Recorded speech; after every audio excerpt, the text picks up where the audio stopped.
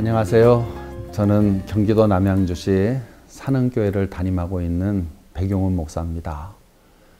오늘은 여러분들에게 화랑의 이야기를 하면서 우리 한국교회 성도들이 어떤 자세로 살아가야 될까 하는 점에 대해서 말씀을 드려볼까 합니다. 화랑하면 관창이 생각나시죠? 물론 참으로 위대한 화랑이었습니다마는 관창 이전에 반굴이 먼저 백제진영으로 뛰어 들어갔습니다. 그리고 역사적으로 보면 그 앞에 그 화랑의 탄생을 가능케 했던 이름 모를 장수들이 많이 있었습니다. 이런 사람들이 희생하는 것을 자랑으로 여기고 특별히 전쟁터에 나가서 뒤로 물러서지 않고 끝까지 죽기까지 싸우는 것을 자긍심으로 가지고 있었기 때문에 신라는 삼국을 통일했던 것이지요. 이 화랑들이 생활하는데 생활 원칙 3가지가 있었다 그러는데요. 첫째로는 겸손입니다. 그리고 두 번째가 검소입니다.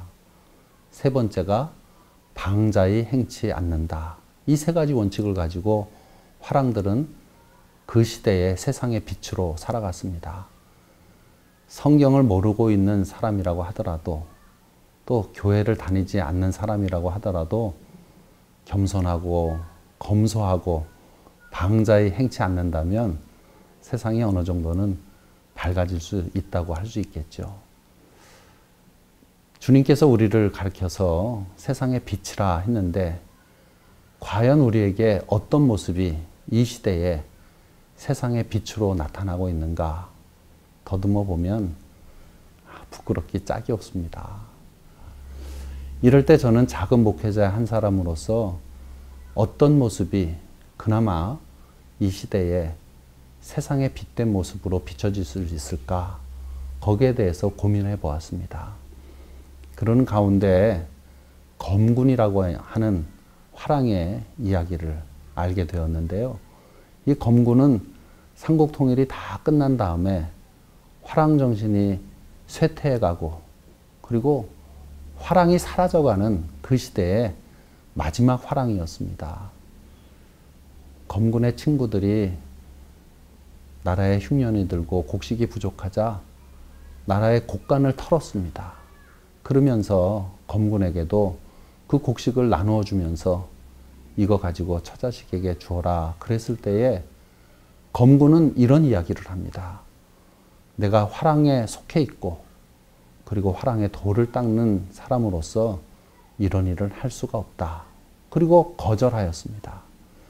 그때 검군의 친구들은 모여서 수기를 합니다. 저 검군을 살려두었다가는 우리가 큰 처벌을 받겠다. 그러니 검군을 죽여버리자. 그렇게 이야기를 합니다.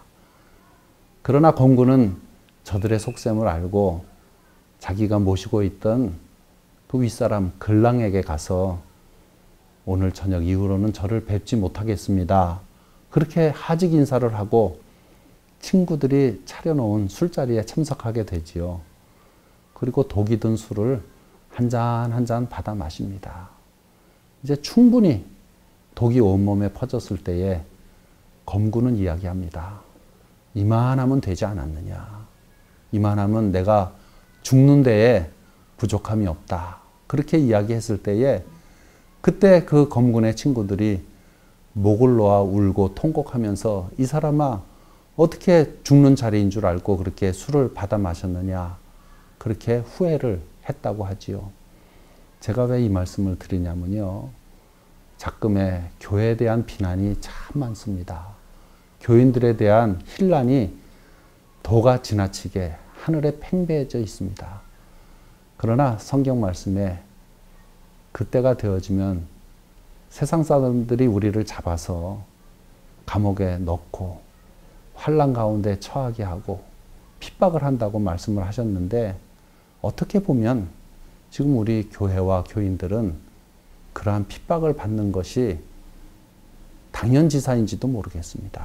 이럴 때에 어떻게 할 것이냐, 반항할 것이냐, 저항할 것이냐, 나가서 싸울 것이냐 여러 가지 혼란스러운 생각들이 있겠습니다마는 그러나 도살할 양처럼 순순하게 십자가의 길로 끌려가셨던 주님을 바라보면서 우리들도 때리면 맞고 가두면 갇히고 그러나 그러면서도 끝까지 우리의 그 순전한 모습을 잃어버리지 않을 때 훗날 저들은 세상의 빛이었다. 그렇게 칭찬되리라고 저는 그렇게 생각을 해보는 거지요. 사랑하는 성도 여러분, 우리는 세상의 빛이어야 됩니다. 이미 빛이라고 선언해 주셨는데 이 시대에 어떤 모습이 빛의 역할로 드러날 수 있을 것인가? 거기에 대해서 고민해 보아야 될 것입니다. 저는 검군이라고 하는 화랑의 이야기 속에서 지혜가 있다. 이렇게 한번 생각해 보는데 여러분의 생각은 어떠하십니까?